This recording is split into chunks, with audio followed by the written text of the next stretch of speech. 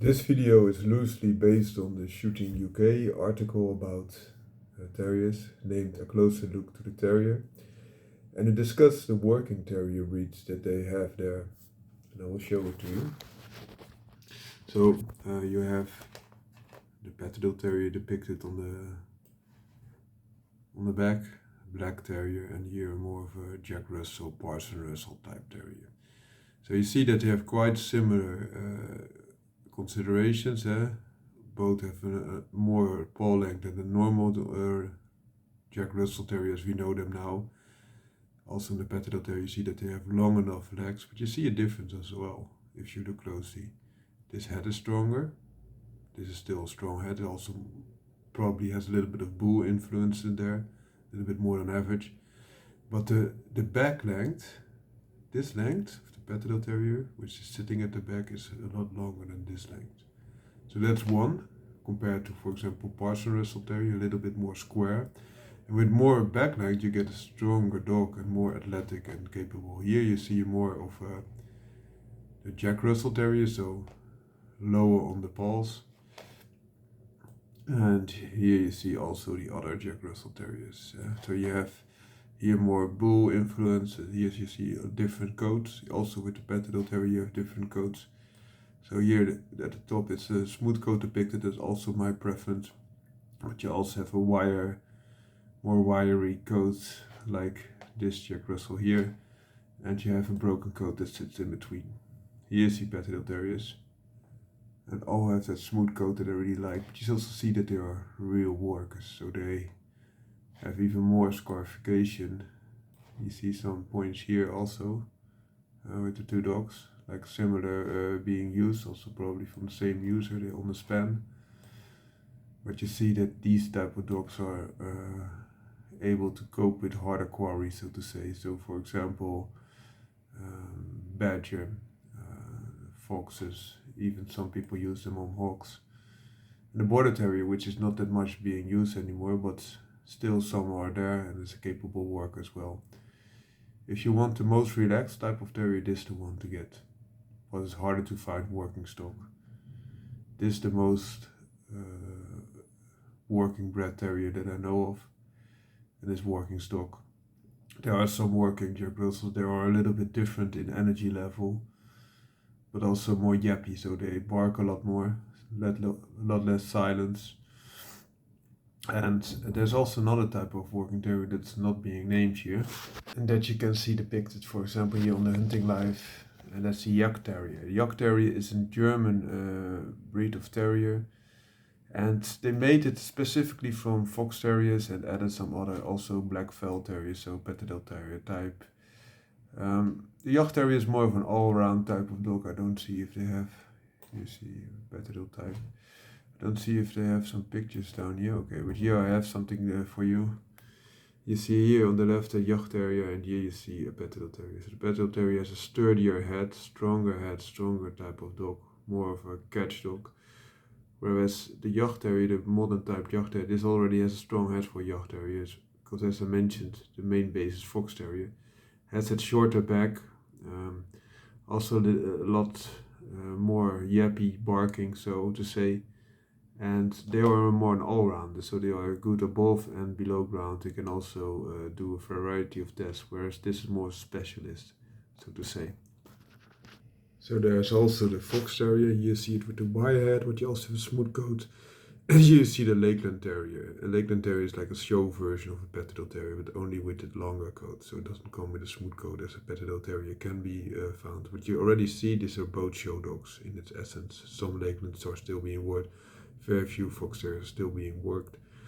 They also use some Fox Terriers, especially the wire head, to improve upon the Lakeland Terrier for show purpose. But you already see that the length of the Fox Terrier is a lot more leggy, but the Lakeland Terrier has a lot stronger head, so that's something to take into consideration as well. Fox Terrier in general is a lot more yappy, also as compared to the Lakeland Terrier. The Patterdale Terrier is a lot more focused on working capacity than the Lakeland Terrier. Also the back length of the Fox Terrier is a lot shorter than that of the Lakeland Terrier, and the Patterdale Terrier has a longer leg. longer back as well, which gives more flexibility, more power. Another thing that I wanted to show, I hope it depicts here, is that here you see, for example, a flat-coated, smooth-coated Patterdale Terrier, the ones that I have, and here you see that longer coat that you also see in the working Patterdale Terrier. And there's something in between that has a broken coat, like you see oftentimes with the Jagd Terrier. So more that type of coat. This is, I think, a Jagd Terrier with a smooth coat, but you also have them with a little bit less smooth coat and some longer hairs, and that's a broken coat. Let's see if I can find something like that. So here you see that broken coat on the Patterdale Terrier depicted. So it's not smooth coat, it's not long coat, it's in between. You see also what I mentioned, that long back length, which gives that flexibility and power and drive. This is still a very nice coat also for working. It sits in between, so it doesn't take up so much mud and dampness, but it still protects a little bit more than the smooth coat. What I like a little bit more about the smooth coat is the appearance is a lot nicer, but also it takes a lot less rubbish and smell. So my dogs are almost smellless, and so they smell very nice, more like a human.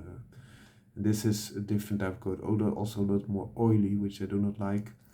But for working purposes, still a very good coat that sits nicely in between. So the best all-round coat for different terrain, especially with brambles and rougher terrain. If you are above ground, this might be better than the smooth coat. In sandy digging areas, smooth coat might be better. This keeps the dogs a little bit more protected. And the longer coat will be easier to entangle as compared to this. But that being said, I like the smooth coat the best. And you see here again those two coats, the extremities of the smooth coat on the right and the long-haired coat, slat-coated on the left, which offers the best protection, of course, because it's the longest, but also has the most interaction with water and mud as compared to the other coats. And that smooth coat, the Patterdale Terrier, is not that bad in my opinion, because already the skin is very strong. It's a little bit like a honey badger, so it's not the amount of coat that's on there, but the skin that's offering an enormous amount of protection in the smooth coated. Well, I hope you like this video. There are some other things that I need to address, a little bit more of the temperament. So white terriers are on average more barky, yappy, so a little bit more nervous. They're also more of an interaction type of dog, so they attack and then they go back again. Whereas Patterdale Terriers are more black type of dogs, so silent, strong dog types, and they engage and just keep on it. So they are silent, and also when they engage, they keep on it instead of retreating and then attacking again, more like the white terriers do, and also a lot more like the Jagd Terrier does, because it comes predominantly from the white terriers, fox terriers. In working capacities, the modern day fox terrier can be found in the Jagd Terrier, that's the best example there. Also some working strain of Lakelands might be sitting in between Patterdale and working fox, could be your type of dog. They also have made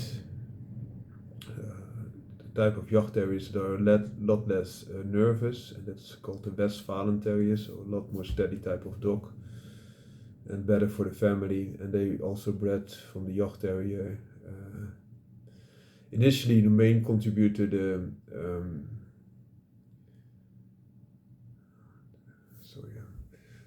just pounding my mind.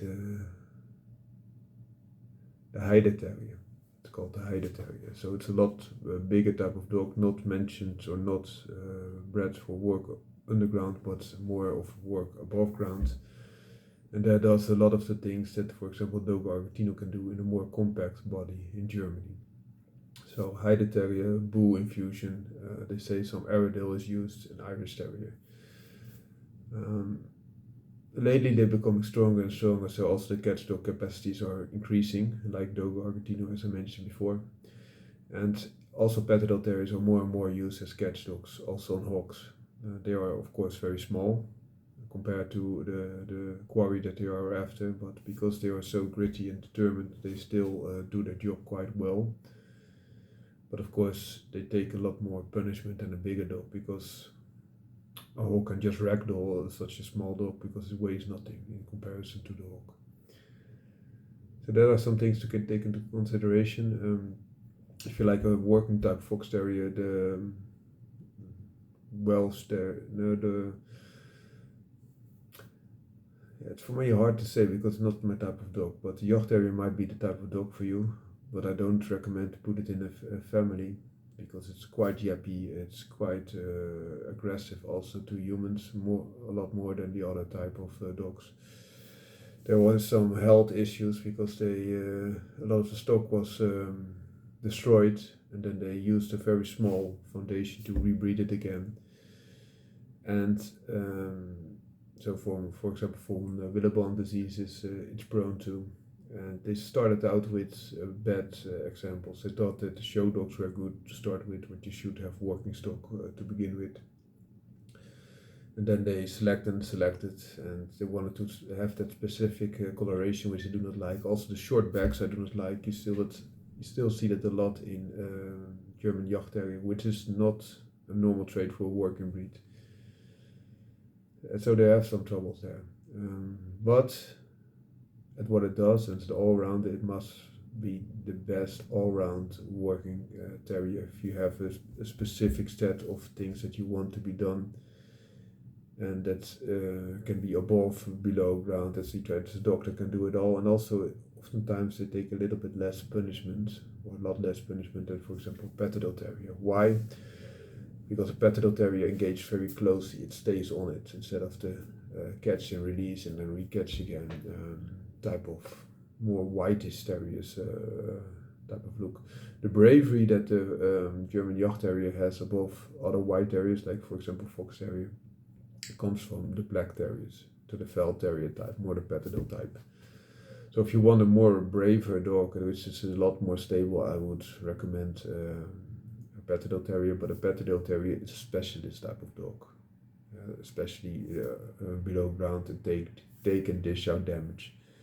So not a dog that engages with the quarry and then retreats again, taking a lot less damage, and barking and doing all types of things, but more silent type of terrier. So that's the difference. Another thing to consider is that if you work a dog as a terrier man a lot, and you have a dog that takes a lot of damage and dishes out a lot of damage, you will also need to recuperate a lot more than a dog that engages and then drawbacks again, limiting the time of real contact. So that can also be a favor, for example, the Jagd Terrier.